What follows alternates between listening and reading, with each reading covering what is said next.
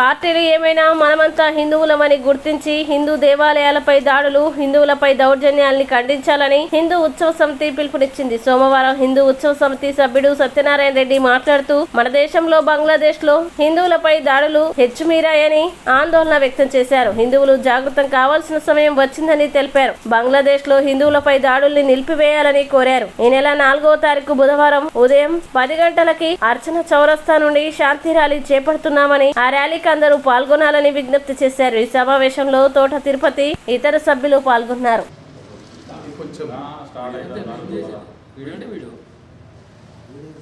జై శ్రీరామ్. గత కొన్ని నెలలుగా బంగ్లాదేశ్, మన పొరుగు రాష్ట్రమైన బంగ్లాదేశ్లో హిందువులపై, హిందూ దేవాలయాలపై, హిందూ స్వామీజీలైన అందరిపైన దాడి చేయడం జరుగుతుంది. కేవలం ఒకే ఒక ఉద్దేశం, హిందూ అయితే వారిపై దాడులు చేయడము జరుగుతుంది. దానికి నిరసనగా మన మంచిర్యాల జిల్లా కేంద్రంలో నిరసన ర్యాలీ 4వ తారీఖు బుధవారం రోజున చేపట్టాలని నిర్ణయించడం జరిగింది. దీనిలో భాగంగా మంచిర్యాలలో ఉన్న అన్ని రాజకీయ పార్టీలు, అన్ని వ్యాపార సంస్థలు, అన్ని ధార్మిక సంస్థలు ఈ ర్యాలీలో పాల్గొని పెద్ద ఎత్తున మన హిందువుల సంఘటన ఉంది అని తెలియజేస్తూ ఈ కార్యక్రమానికి సహకరించి అందరూ విజయవంతం చేయాలని కోరుతూ, దీనిలో భాగంగా మన బంగ్లాదేశ్ మన హిందువుల ఐకమత్యంతో ఉంటే రేపు ఇక్కడ మన తెలంగాణ వ్యాప్తంగా కూడా కొన్ని దేవాలయాల్లో కొందరు హిందువులపై దాడి చేయడం జరుగుతుంది. దాన్ని దృష్టిలో పెట్టుకొని మనపై జరుగుతున్నా కూడా జరగకున్నా కూడా మనం హిందూ సంఘటన చేస్తూ మనందరము ఐకమత్యంతో ఉండాలని, ఈ నిరసన ర్యాలీలో ప్రతి ఒక్కరూ పార్టీలకు అతీతంగా పాల్గొని మనం హిందూ అనే ఒక భావనతో మనందరం మంచిర్యాల నగరంలో ఈ ర్యాలీని విజయవంతం చేయాలని కోరుతున్నాం. జై శ్రీరామ్. ఈరోజు ప్రపంచవ్యాప్తంగా ఉన్నటువంటి హిందువులను ఏకాగ్రత చేయడానికి కొన్ని మతతత్వ శక్తులు తీవ్రంగా పోరాటం చేస్తున్నాయి. ఆ పోరాట ఫలితమే ఇవాళ బంగ్లాదేశ్లో ఉన్నటువంటి హిందువులపైన తీవ్రమైనటువంటి దాడులు జరుగుతూ ఉన్నాయి.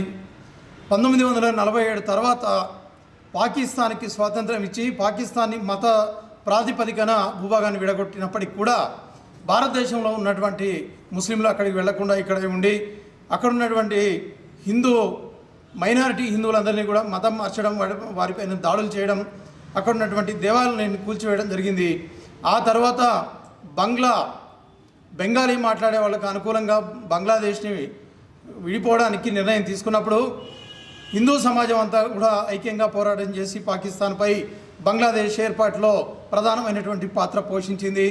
అయినప్పటికీ కూడా ఇన్ని సంవత్సరాల తర్వాత భారతదేశం నుంచి విడిపడినప్పటికీ కూడా భారతదేశానికి తిరిగి రాకుండా హిందువులంతా కూడా అక్కడ మా దేశం అనే భావనతోటి అక్కడున్న ప్రజల్లో కలిసిపోయి అక్కడున్న వారికి ఎన్నో రకాలైనటువంటి సేవలు చేస్తూ ఉంటే భారతీయులైనటువంటి హిందువులందరిపైన కూడా తీవ్రమైన దాడులు చేయడం, మానభంగాలు చేయడం, హత్యలు చేయడం, అక్కడ ఏదైతే ఆస్తిపాస్తులు ఉన్నాయో వాటిని కొల్లగొడుతూ అక్కడ దేవాలయాలని విపరీతంగా ధ్వంసం చేయడం జరుగుతుంది.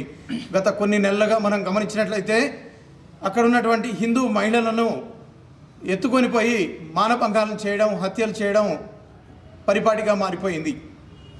అదేవిధంగా గత కొద్ది రోజుల క్రితం చిన్మయ దాస్ అనే హిందూ సన్యాసిని ఇస్కాన్ తరపు నుంచి అక్కడ సేవలు చేస్తున్నటువంటి హిందూ సన్యాసిని అరెస్టు చేసి బంగ్లా జైల్లో దాచిపెట్టడం జరిగింది.